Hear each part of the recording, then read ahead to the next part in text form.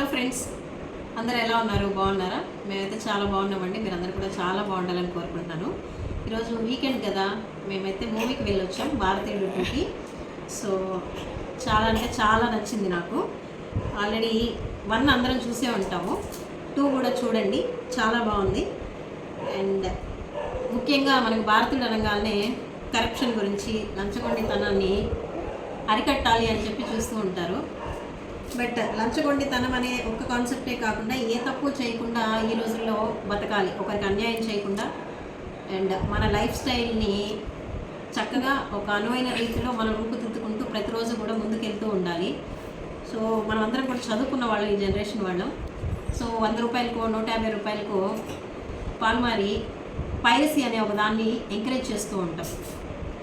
ఒకరోజు movie release అయిపోయిందంటే next డేకి ఐబొమ్మలలో ఇంకెక్కడెక్కడో వేరే వేరే వెబ్సైట్స్లో వచ్చేస్తుంది.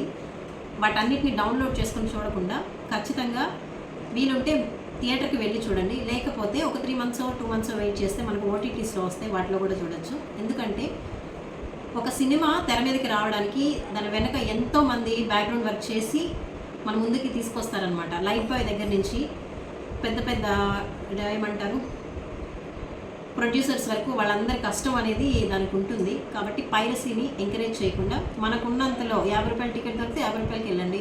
అసలు అది కూడా వెళ్ళలేమంటే ఒక 2-3 నెలలు వెయిట్ చేస్తే ఓటీటీలోకి వస్తే, ఒక 6 నెలలు వెయిట్ చేస్తే ఛానల్స్లోకి రిలీజ్ చేస్తారు. కాబట్టి పైరసీని అస్సలు ఎంకరేజ్ చేయండి. ఇందులో తప్పు చేస్తే శిక్ష తప్పదు. తప్పు చేస్తే ఎవరికైనా కూడా శిక్ష తప్పదు. అది ఆ శిక్ష అనేది మన మనస్సాక్షి ఒక్కోసారి వేయచ్చు, లేకపోతే మనం పైకి వెళ్ళిన తర్వాత భగవంతుడు కూడా వేయచ్చు అనమాట. ఓకే.